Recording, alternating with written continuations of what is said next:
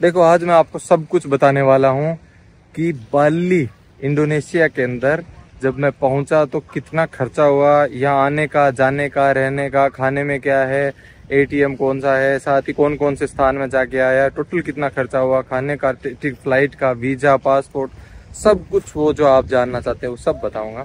Passport होना चाहिए 6 महीने से ज्यादा वैलिडिटी का। 2 नंबर वीजा ऑन अराइवल, यहाँ आकर के भी ले सकते हैं, कोई दिक्कत नहीं है, लाइन में लगना पड़ेगा अलग बात है। ऑनलाइन भी ले सकते हैं, तुरंत मिल जाएगा, जैसे ही पेमेंट करेंगे लगभग 2500-2700 रुपए का वीजा चार्जेज है, तुरंत आपको वीजा मिल जाएगा। ये इंडोनेशिया की ऑफिशियल वेबसाइट है जहाँ से आप जो ऑनलाइन अपना वीजा अप्लाई कर सकते हैं।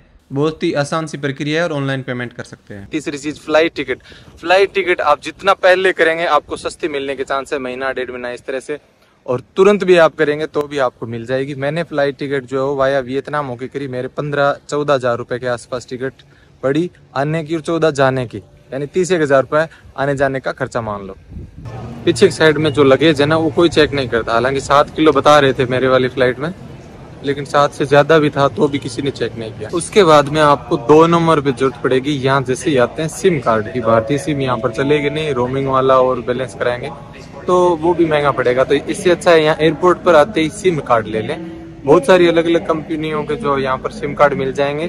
जैसे ही बाहर एग्जिट करेंगे तो आपको उसके लिए अपना पासपोर्ट देना होगा, उसकी फोटोकॉपी लगेगी। और मैंने जो सिम कार्ड लिया वो लगभग अपने भारतीय रुपयों के हिसाब से 2100 रुपए के अंदर 43-45 GB डाटा मिली थी। और कॉलिंग के लिए आप वापस अगर भारत बात करना चाहते हैं तो व्हाट्सअप वगैरह से, जहाँ से इंटरनेट से जो भी कॉल होती है उससे कर सकते हैं। डायरेक्ट वाली बहुत महंगी पड़ती है, मैं व्हाट्सअप पे ही कॉल करता था। सिम कार्ड के बाद में आते ही पब्लिक ट्रांसपोर्ट की बात करते हैं। जैसे मैं था तो यहाँ पर आते ही गोजेक नाम से एक ऐप है, ग्रैब नाम से ऐप है, इनसे क्या कर सकते हैं ऑनलाइन बुक करके और इधर उधर जा सकते हैं। डायरेक्ट टैक्सी बुक करेंगे तो महंगी पड़ेगी। और यहाँ पर अगर आप आते ही बाइक किराए पर लेना चाहते हैं तो आप पूछ रहे थे कि लाइसेंस की जरूरत है क्या। भारत का लाइसेंस है तो ठीक है, यहाँ पर आपको इंटरनेशनल लाइसेंस नहीं है तो भी आपको जो बाइक मिल जाएगी और आप कहीं पर भी जा सकते हैं, कोई पुलिस वाले नहीं पूछेंगे। बस बात इतनी है, आपको हेलमेट पहन के रखना है, कोई भी रूल ब्रेक नहीं करना है, अदरवाइज दिक्कत हो सकती है। आपको बाइक चलानी आनी चाहिए, मिल जाएगी यहाँ पर। लाइसेंस भारत का है, अच्छी बात है, वो भी नहीं देखते तो मेरे से एक जगह पर लिखवा है ताकि इंटरनेशनल लाइसेंस होना चाहिए ये, लेकिन देखता पूछता कोई नहीं है। और लगभग भारत के हिसाब से 500 रुपए के आसपास बाइक का जो किराया लगेगा।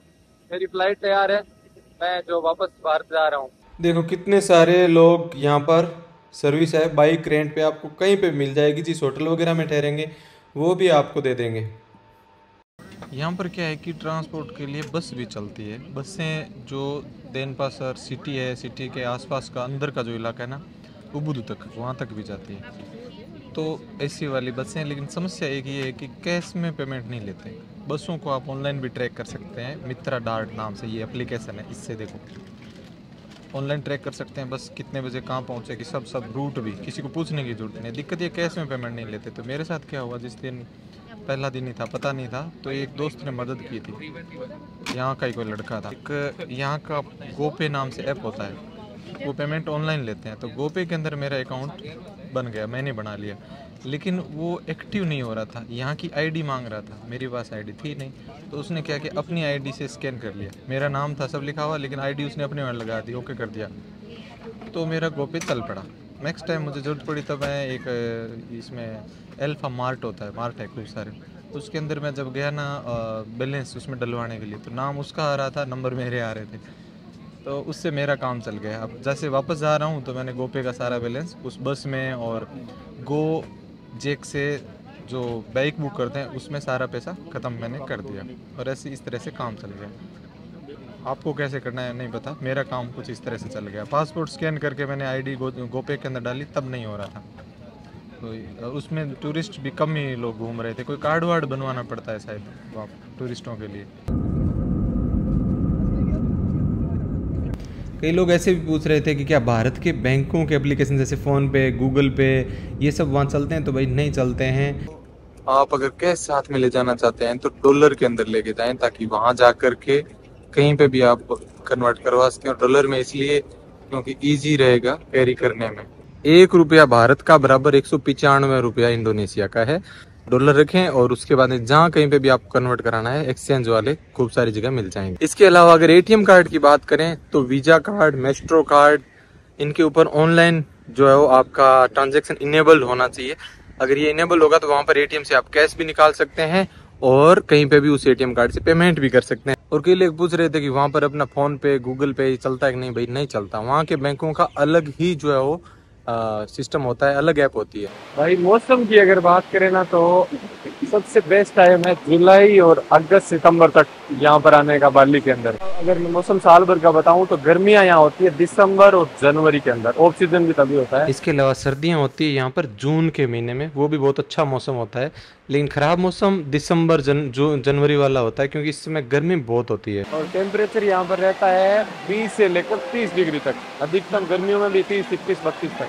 चलो अब खाने के बारे में बात करते हैं। लगभग हर जगह नॉनवेज रेस्टोरेंट है, शाकाहारी लोगों के लिए बहुत ही कम ऑप्शन है। भारतीय रेस्टोरेंट भी वहाँ पर है लेकिन वो भी वेज नॉनवेज मिक्स रेस्टोरेंट है। तो अगर आप खाएंगे तो आपको नॉनवेज रेस्टोरेंट पे जाएंगे तो अच्छे तरीके से बोलना होगा, अंडा नहीं और आपको मीट नहीं, कुछ भी नहीं डालना। ये सब चीज़ अच्छे से बोल लेंगे तभी आपको जो शाकाहारी बना के देंगे। ऑप्शन में वही है चावल नमकीन, जिसे आप नाशी गोरन बोलते हैं वहाँ पर। तो वो और इसके अलावा जो भी और है वो मैंने आपको वीडियो के अंदर पहले ही बताया है। कुछ लोग कह रहे थे रोटी नहीं मिलती, रोटी बिल्कुल नहीं मिलती है भाई।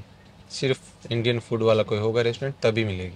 पीने का पानी हर जगह खरीदना होगा, चाहे आप रेस्टोरेंट में खाना खाएं तब भी। एयरपोर्ट पर भी फ्री पानी कहीं नहीं है, कहीं पर भी।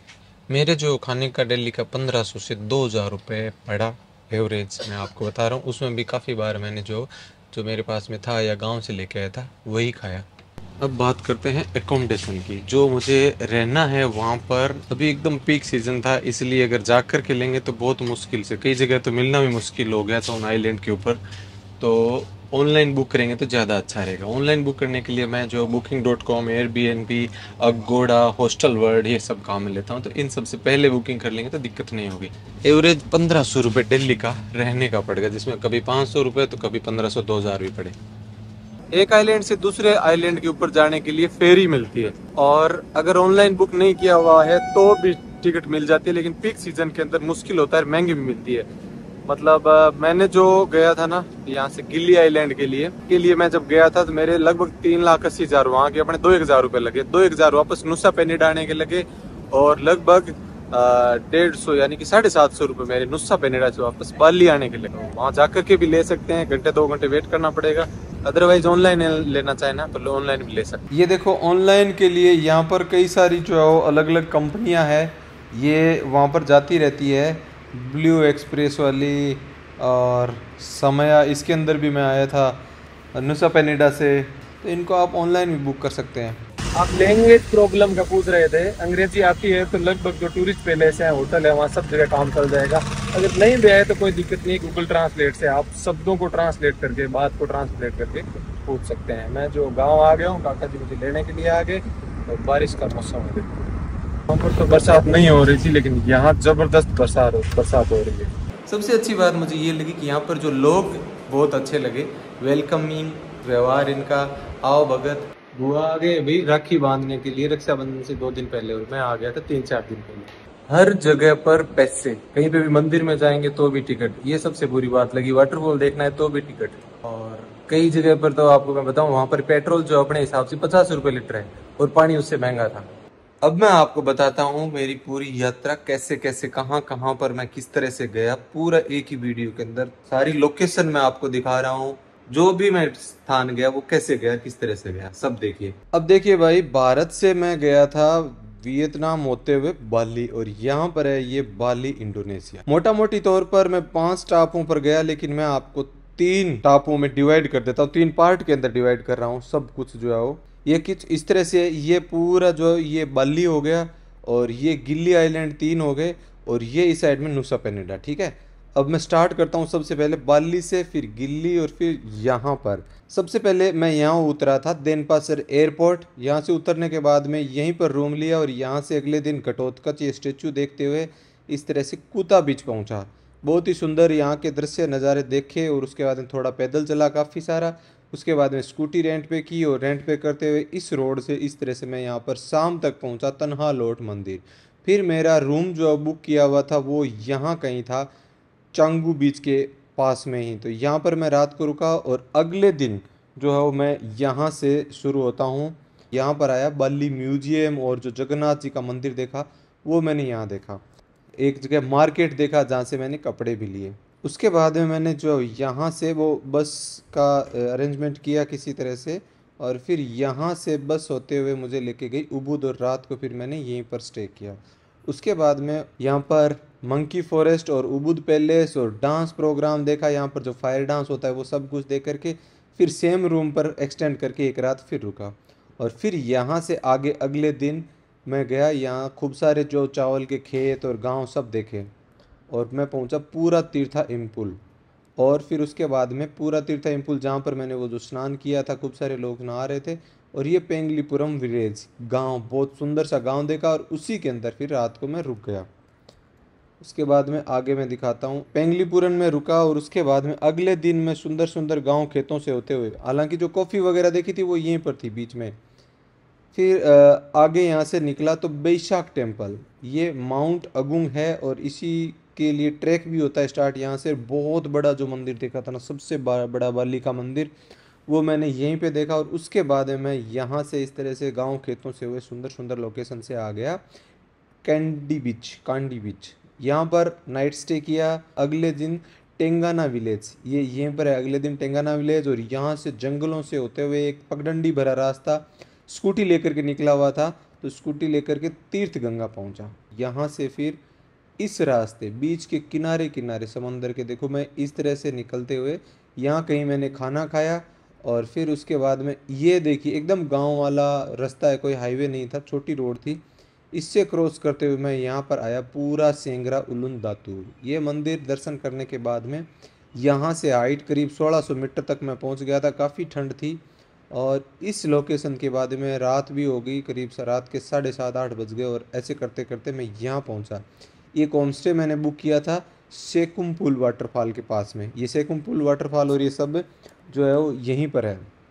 फिर यहाँ से अगले दिन जो है मैं इस तरह से सुबह सुबह ही पहुँच गया सिंगाराजा, ये बड़ा शहर है इस साइड में। लोविना बीच पर मैं पहुँचा, एटीएम वगैरह से यहाँ से पैसे भी निकलवाए थे, लेकिन ये डॉल्फिन देखने के लिए सुबह जल्दी जाएंगे तो डॉल्फिन के लिए यहाँ से समुंदर के अंदर टूर जाते हैं। ये देखने के बाद में फिर मैं आगे लौंग के जो बाग देखे वो सब इस रूट के ऊपर ही देखे मैंने, पूरा भरा हुआ लौंग के बाग।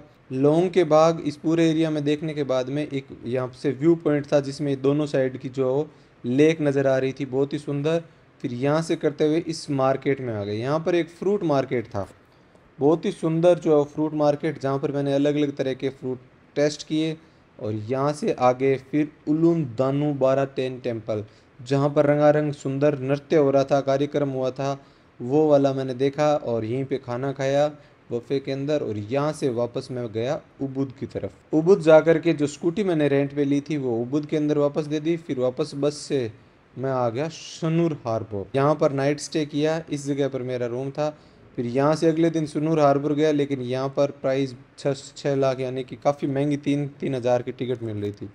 तो मैंने निश्चय किया कि मैं यहाँ से जो है वो सनूर हार्बर से मैं यहाँ से बाइक जो है वो ऑनलाइन बाइक बुक करके मैं यहाँ आ गया। कहाँ पर? यहाँ पदांग बे हार्बर है, और यहाँ से जो मुझे मिली जो स्पीड बोट है, और वो जा गई यहाँ पर 3 गिल्ली आइलैंड।